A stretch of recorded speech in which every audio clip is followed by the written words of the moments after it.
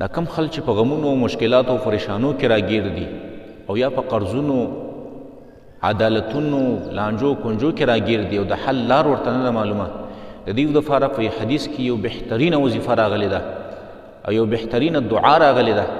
هغه دعا چې دا مؤمن بنده سهار او ماښام وایي، الله پاک به د دې قرضونو نه، د دې مشکلاتو نه، د دې پریشانونو نه، د دې مصیبتونو غنمونو او کړاوونو نه الله پاک مکمل نجات دله ورکوي او خلاصې به الله دله ورکوي. او دا صحیح حدیث دی. رسول الله صلی الله علیه وسلم یو ځل جومات ته داخل شو.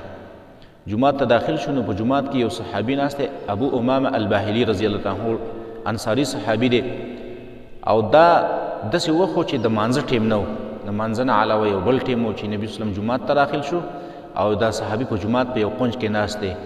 نو رسول الله صلی الله علیه وسلم دې صحابي ته آواز وکړو، وایي ما لک یا ابا امامه، ابا امامه دا څه د معنی شوي دي؟ مالی اراک جالسا فی المسجد فی غیر وقت الصلاه، ته دې جومات ته داسې بې ټیمه ولې راغلی دلته جومات کې ناست دی؟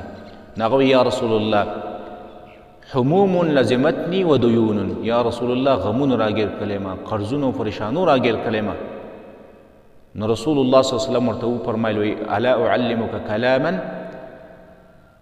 تا ته زه یو داسې کلام نه ښیم چې کله هغه ته سهار او ماښام وې نو اصحب الله حمک وقضا عنک دینک، الله به دا ستا غمونه هم ختم کړي او ستا دا قرض به هم الله ختم کړي.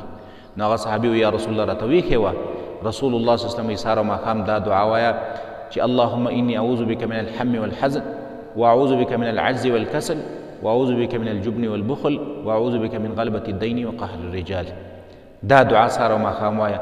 نو دا صحابي فرمایي ما دغه کار شروع کړو، سهار او ماښام مې دا دعا ویله، نو الله پاک الله رب العالمین هغه زما ټول غمونه هم ختم کړه او زما ټولې پریشانۍ م الله پاک ختمې کړلې او زما هغه ټول قرضونه م الله پاک زما نه ادا کړه.